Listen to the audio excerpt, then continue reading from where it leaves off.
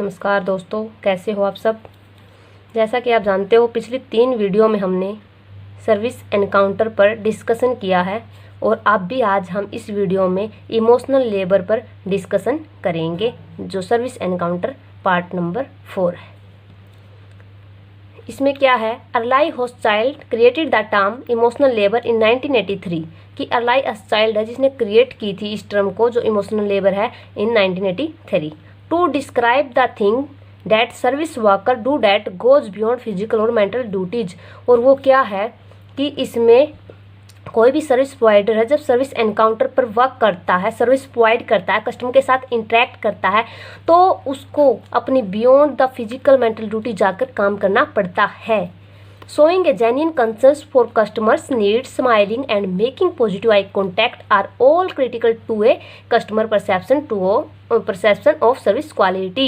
कि एक ऐसी जेन्युइन कंसर्न शो करनी पड़ती है कस्टमर के लिए, उनकी नीड्स के लिए, कस्टमर के लिए ऐसी जेन्युइन कंसर्न्स मतलब सामने रखनी पड़ती है कि हम उनसे सहमत हैं, जो भी वो कहते हैं, जैसी भी उनकी परसेप्शन है सर्विस क्वालिटी के रिगार्ड में, वो सही है अपनी जगह पर। हम अपने आप में इम्प्रूवमेंट करने की कोशिश करेंगे। ऐसा कस्टमर के सामने जब हम शो करते हैं तो हम जो सर्विस एनकाउंटर है वहाँ पर कंट्रोल की सिचुएशन आ जाएगी। तो इसमें क्या है, and making positive eye contact are all critical to a customer perception of service quality. और हमें अगर हम सर्विस प्रोवाइडर हैं तो इसमें क्या करना पड़ेगा सर्विस प्रोवाइडर को कि पॉजिटिव आई कांटेक्ट रखो कस्टमर के साथ में, ताकि उनको हम पर फेथ हो, विश्वास हो, वो बिलीव करने लग जाए हम पर कि जो हम सर्विस प्रोवाइड कर रहे हैं वो अच्छी कर रहे हैं और दूसरों से बेहतर कर रहे हैं। तो पॉजिटिव आई कांटेक्ट उनके सामने कितनी भी क्रिटिकल सिचुएशन हो, उनके सामने हमें पॉजिटिव आई कांटेक्ट रखना बहुत ही ज़रूरी होता है, ताकि उनकी जो परसेप्शन है वो भी चेंज हो जाए सर्विस क्वालिटी के रिगार्ड में। ठीक है, अब हम करते हैं कि रूल्स जो सर्विस प्रोवाइडर होते हैं उनको कौन से रूल्स लेकर चलने पड़ते हैं। सबसे पहले इसमें needs to hide your real emotions, कि जो हमारे रियल इमोशंस बाहर निकल के आते हैं जब क्रिटिकल इंसिडेंट की सिचुएशन में जो कस्टमर है नेगेटिव फीडबैक देते हैं, वो फुली डिससेटिस्फाई होते हैं हमारी सर्विस से। तो जो हमारी रियल इमोशंस बाहर निकल के आते हैं, हमें उस पर हाइड रखना चाहिए, उनको उन पर कंट्रोल करने की ज़रूरत होती है। फिर है continue to smile and nod your heads.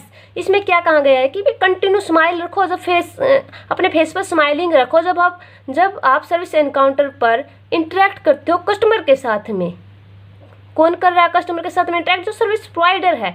तो continue to smile, smiling face उसका कंटिन्यू रहना चाहिए हर सिचुएशन में। एंड नोड योर हेड, और अपने सिर को हिलाते रहना चाहिए। हिलाते का मतलब है कि सहमति जताते रहना चाहिए कस्टमर के साथ में कि कस्टमर जो भी बोल रहे हैं वो सही बोल रहे हैं, हम उनसे सहमत हैं।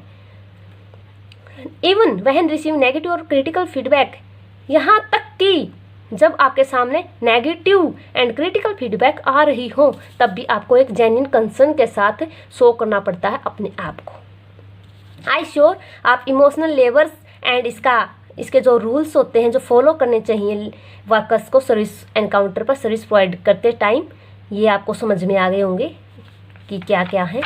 अब हम करते हैं इनकी इम्प्लीकेशन फॉर वर्कर्स की, जो सर्विस प्रोवाइड करते हैं वर्कर्स सर्विस एनकाउंटर पर कस्टमर के साथ इंटरेक्ट करते, तो क्या क्या इम्प्लीकेशन है उनके लिए। तो चलिए देखिए क्या है ये। When you engage in emotional labour you control your feeling to fulfil the goals and expectation of your organisations.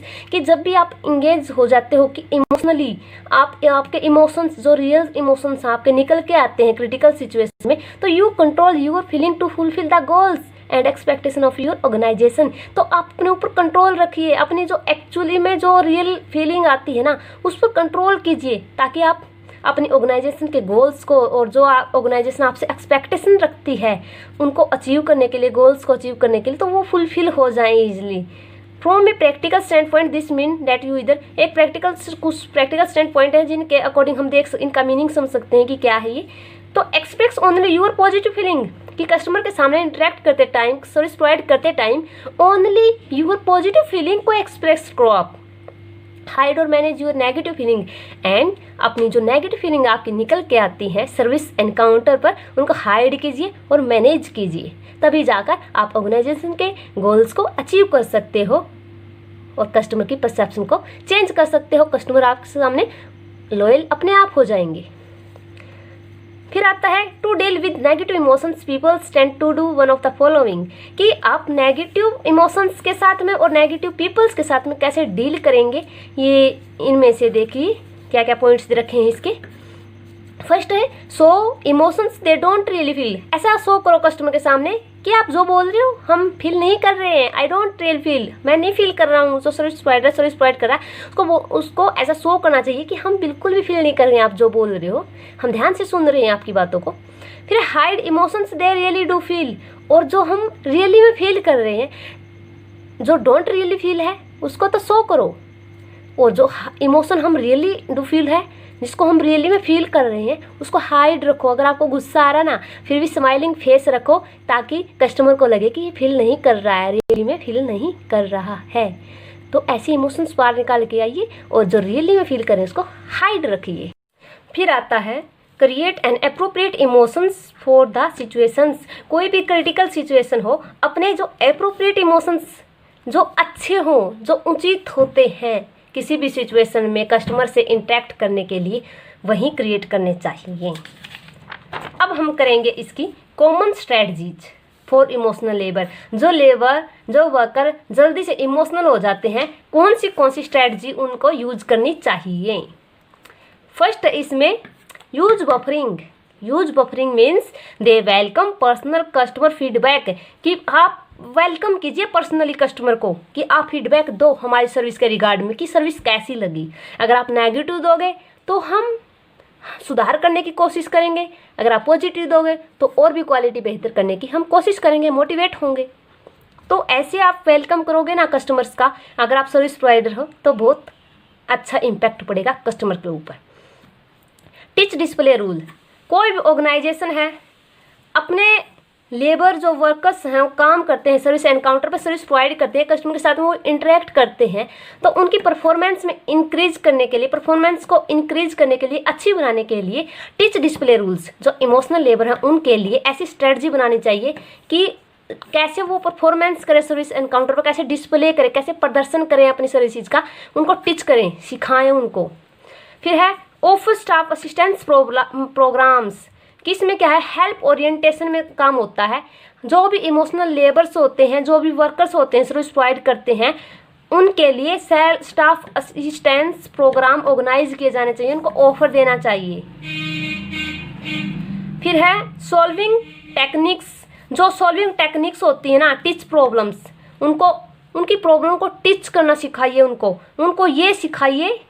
कोई भी ऑर्गेनाइजेशन अगर वो सर्विस प्रोवाइडर को, सर्विस जो एनकाउंटर पर काम करते हैं, जो वर्कर्स हैं, लेबर्स हैं, उनको समझाएं कि आपके सामने अगर ऐसी प्रॉब्लम क्रिएट होती है, अगर कस्टमर के सामने आप क्रिटिकली इंसिडेंट की सिचुएशन आ जाती है, जो कस्टमर हैं डिससेटिस्फाई होते हैं फुली, तो उनके साथ कैसे वो किया जाए, बिहेवियर किया जाए, कैसे कंट्रोल रखा जाए अपने ऊपर, तो उनको टीच कीजिए कि आप इन प्रॉब्लम को ऐसे फेस कर सकते हो। उनको ऐसी टेक्निक्स के बारे में बताइए कि आप इस तरह से ये बिहेवियर करोगे तो आपकी जो समस्या क्रिएट होती है उसका समाधान जल्दी से जल्दी हो जाएगा। तो ऑर्गेनाइजेशन की ये रिस्पॉन्सिबिलिटी बनती है कि अपने सर्विस प्रोवाइडर्स को वो मोटिवेट करें ताकि वो अच्छे से प्रॉब्लम्स को फेस कर सकें। फिर इम्प्रूव इमोशनल इंटेलिजेंसी, कि उनको इमोशनली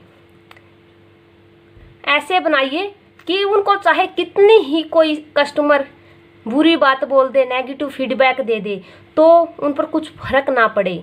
इमोशनली इंटेलिजेंसी उनकी इतनी मजबूत बनाइए, उनकी इम्प्रूव कीजिए इंटेलिजेंसी को इमोशनली वे में, कि वो जल्दी से इमोशनल न हो, अपने ऊपर हर बात को न लें, कस्टमर की बातों पर रिएक्ट ना करें।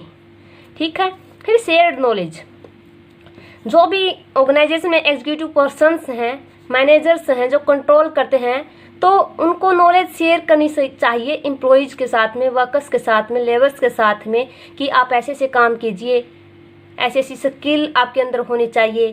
बाय ट्रेनिंग उनको ट्रेंड करें कि आप ऐसा करोगे तो ऐसा हो जाएगा, जल्दी से जल्दी गोल अचीव कर सकते हैं ऑर्गेनाइजेशन के, हम जो आपसे एक्सपेक्ट करते हैं आप उन पर जल्दी जल्दी खरा उतर सकते हैं, अच्छे से आप काम कर सकते हैं। तो ये सब नॉलेज शेयर करने के बाद ही होगा। उनके साथ में मीटिंग कीजिए, अच्छे से अच्छे प्रोग्राम ऑर्गेनाइज कीजिए, कि ताकि वो खुद ही चाहें कि हाँ जो हमको समझाया जा रहा है वो अच्छा किया जा रहा है, हमें चेंज होना चाहिए। एक है फिर bring emotional labour into the performance evaluation process, और जो इमोशनल लेबर्स होते हैं उनकी परफॉर्मेंस को इवेल्युएट कीजिए टाइम टू टाइम।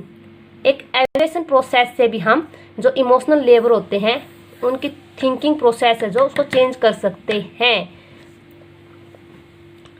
तो ये थी इसकी स्ट्रैटेजीज। तो इसकी टेक्निक्स दे रखी हैं इमोशनल लेबर के लिए कि क्या क्या टेक्निक्स यूज की जानी चाहिए। सरफेस एक्टिंग, सरफेस एक्टिंग का मतलब कि ऐसा शो कीजिए यू फेक, आप फेक हो, इनको कुछ भी कह लीजिए कोई फर्क नहीं पड़ेगा। सर्विस प्रोवाइडर को अगर नेगेटिव फीडबैक देते तो आप सरफेस पर ऐसी एक्टिंग कीजिए कि यू फेक, दूसरों को नहीं लगना चाहिए। अगर कोई सर्विस एनकाउंटर पर कस्टमर के साथ इंटरेक्ट करता है तो वो कस्टमर को नहीं लगना चाहिए कि आप फेक हो, तो बात उल्टी हो जाएगी। नहीं भाई नहीं, ऐसा नहीं। यू फेक का मतलब है कि आपको खुद लगे कि आप फेक हो, मतलब अपने रियल इमोशन को आप हाइड कर रहे हो। लेकिन कस्टमर को थोड़ी पता है कि जो रियल इमोशन आप उनको हाइड कर रहे हो। आपको तो मैनेज करके चलना पड़ता है कि आप ऐसे इमोशनल लेके आइए कि आप फील नहीं कर रहे हो। तो कस्टमर को तो ये नहीं लगना चाहिए कि यू फेक, लेकिन आप अपनी तरफ से अपने आप को ये बना लीजिए कि आप फेक हो अपने सर्विस एनकाउंटर पर ड्यूटी के टाइम, क्योंकि इसमें फिजिकल ड्यूटी के बियॉन्ड जाकर काम करना पड़ता है। तो सरफेस पर ऐसी एक्टिंग कीजिए कि कस्टमर चाहे कितनी नेगेटिव क्रिटिकल फीडबैक दे तो आपको कोई फ़र्क नहीं पड़ना चाहिए। आपके जो रियल इमोशंस हैं उनको हाइड ही रखना चाहिए। डीप एक्टिंग, डीप एक्टिंग मतलब you control your internal emotions, कि आप अपने जो इंटरनल इमोशंस जो अंदर से निकल के आते हैं, वही अंदर की बात है, जो अंदर की बात होती है ना अंदर ही रखो, बाहर ना लेके आए। अपने जो रियल इमोशंस हैं, जो इंटरनल इमोशंस हैं, उनको अंदर ही रहने दो, उनको बाहर लेके मत आओ। बाहर से आप फेक ही बने रहो, या आप अपनी रियल इमोशन को हाइड करो और जो आपको दिखाना चाहिए, ऐसा शो करना चाहिए कि हम नहीं फील कर रहे हैं, उन इमोशंस को बाहर लेके आइए। तो ऐसी डीप एक्टिंग करनी है कि कस्टमर को पता न चले कि आप रियलिटी में फील कर रहे हो। तो ये 2 टेक्निक्स हैं इसकी इमोशनल लेबर की, सर्विस एनकाउंटर पर ये काम आती हैं कि अपनी रियल इमोशन को हाइड रखिए और जो आप फील कर रहे हो उसको छुपाकर जो नहीं कर रहे हो उसको बाहर लेके आइए। ठीक है भाई, ये टॉपिक कंप्लीट हो गया है। तो अगर आपको मेरी ये वीडियो अच्छी लगी हो तो लाइक शेयर एंड सब्सक्राइब ज़रूर करें और कमेंट्स में मुझको बताइए कि आप वीडियो अच्छी बना रहे हो, ताकि मैं मोटिवेट हो जाऊं और आगे से आगे नई वीडियो लेके आऊं। And thanks for watching my video.